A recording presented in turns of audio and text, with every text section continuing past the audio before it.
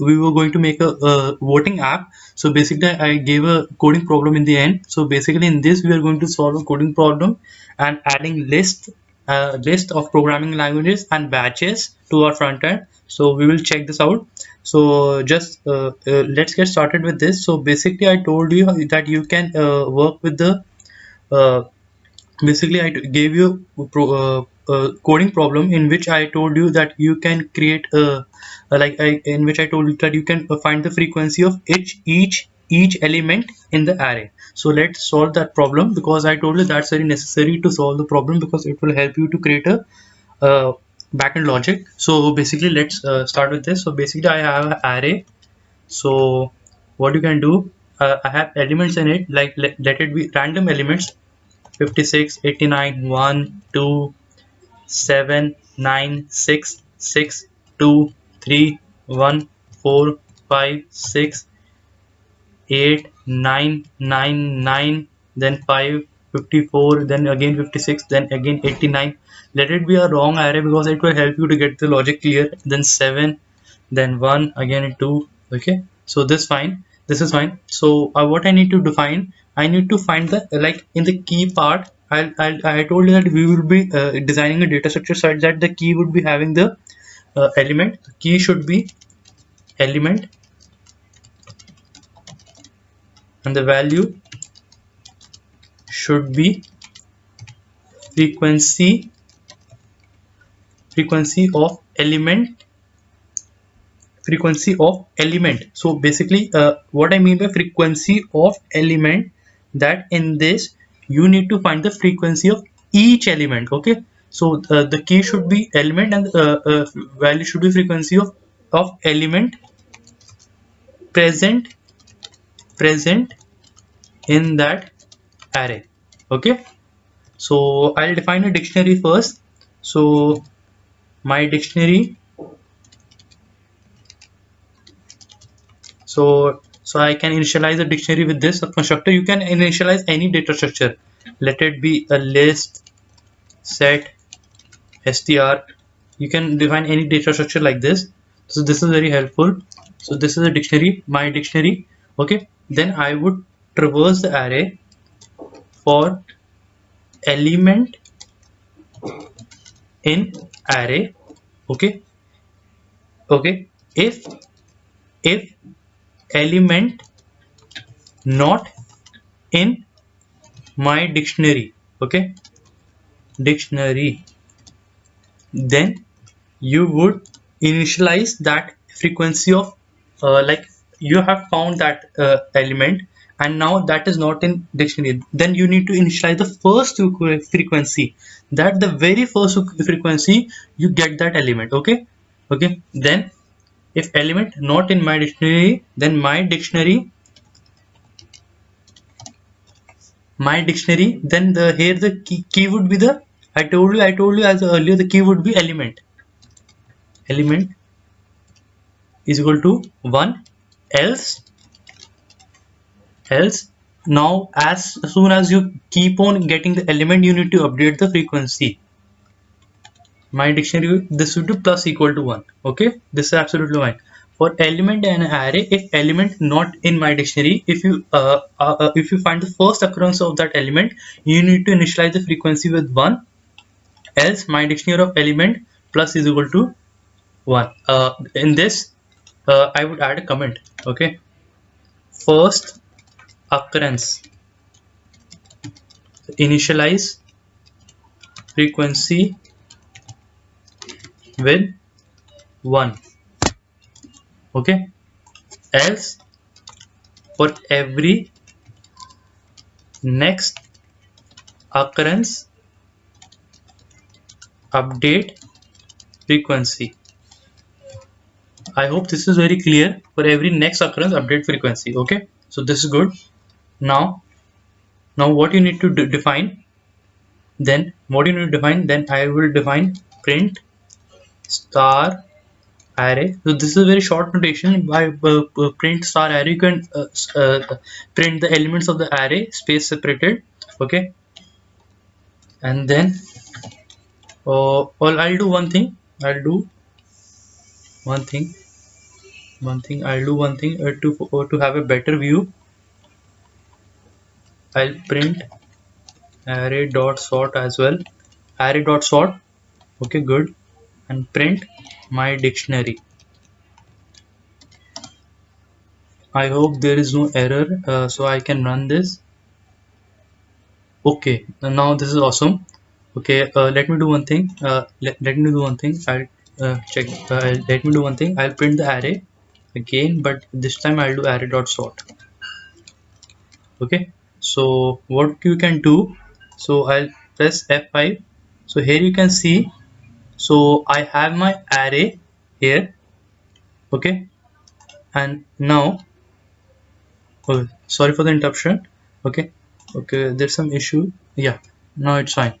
Okay, so this was our array. So then when I sorted the array, it looked this. So like here you can see the one has frequency 3. So here you can see the one has frequency 3. Okay, good. Okay, now this is fine. One has frequency 3. Then 2 has frequency 3 times. So let me check 2, where is it 2? 2 has frequency 3. Good. Let me take a very random element. So here it is 9. So let me check the frequency of 9. 9 one time, then second time, third time, fourth time. Okay, I hope 9 is 4 times. Okay, now when I see the sorted list, because I have defined a sorted list in order that you grab easily 9 9 9 9 9, then 9 is 4 times, so 9 is occurring 4 times. So this is fine. Okay, so this was a very good backend logic. This is the very same backend logic we are going to do when we are working on the backend part. So basically I told you that here you can take any array. Okay, and you can define the frequency, like 5 is occurring 2 times. Yes, 5 is occurring 2. Here 1 is this time 5 and 5. Let me check in sorted array. Yes, 5 is occurring 2 times. Yeah, 5 is 2 times. So this was our data structure we made, to in which the frequency is updated and we store the frequency. So like here we have, this time we have used the array of integer, next time we are using an array of programming languages. Okay, so this would help us to make a backend part for logic. So what we can do, so I have moved to my server. So we are done with the coding problem. I hope you all have got this. So basically I hope you can change any values in the array. Okay, and try this out. Okay, this will basically help you out. Okay, so good. So uh, then again we can see any answer. Then suppose like we can look for 89, which is occurring twice. Yeah, 89, here it is twice, occurring twice, and we can see in the original array is 89 and 89. So absolutely works fine. So let's get to our server. So I'll do python manage.py run server. Yes. Okay, so I'll move to my voting app. I'll refresh this page. Okay, so what we can do, we can add batches here. So here you can see there are basically different kind of batches. So one is batch primary one. You can use any batches. So let me do this one, batch success. Okay, so I'll move to the about section, index.html. So basically I'll close the okay, index.html earlier was for calculator app. Now this is for the voting app. So let me be very clear with this. So we can define, and here what you can do, instead of class display 4, you can paste this and go to our, yeah, here you can see this is working fine. And let me do some editing here. Let me do text is equal to margin 0 auto. Yes, okay, margin 0 auto display block. Yeah, good. So here you can see the about has been I will try to make it more intuitive. So here you can what I'll do, I'll move to style part and display is equal to block. Okay, and I'll add some font size. Font size is equal to 2 rem. I think this should be good enough. Yes, good. Yeah, here I've added about. So here you can see, even in our app you can see about. Okay, in the same way I can use the like something very good with any batch and any color batch. I can use danger. Good.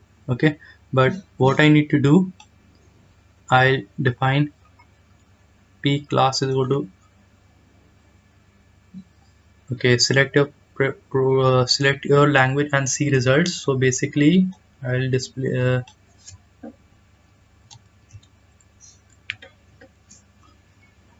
what I can do, I'll quickly copy this instead, and yeah, good. Batch danger. Okay, this just for the instructions I'm doing. This for the instruction parts. So let me go to the page. Yeah, awesome, pretty good. So this is like about instructions. So we are getting giving some more intuitive UI design to our app. So basically, and one thing you can do, one that I have created a list of programming languages. I'll give it a name as any. This is a list till now. So I've declared this list, and I'll next time what you can do, I'll define this as array. Okay, good. So this is a very long list of programming languages, and I'll render them.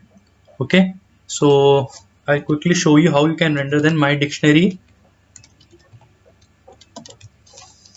and this is array, sorry, array, good, and context is equal to my dictionary, good. Dictionary, yeah, spelling is right. So what I'll do, on the top of the page, just below the body, I'll print this array. Okay, so I'll move to my page, desktop view, Control Shift R. Okay, let me check some. Yeah, here you can see on the top of the page, here you can see the array is there. So next time we will, so just I wanted to show you that we can render this array, and next we would be working on the suggestions, or also how we can provide real-time suggestions. So we will be either we are going to provide on the front end part or on the back end part. So we'll try to what we will figure it out how we can provide suggestion. So I'll catch up in the next lecture. Till the time, I've defined you how you can add badges to it. So thank you guys, thank you so much. In the next I will be also showing you how you can use cards as well, because I'm trying to make more intuitive UI this time. So thank you guys, thank you so much. I'll catch up in the next lecture.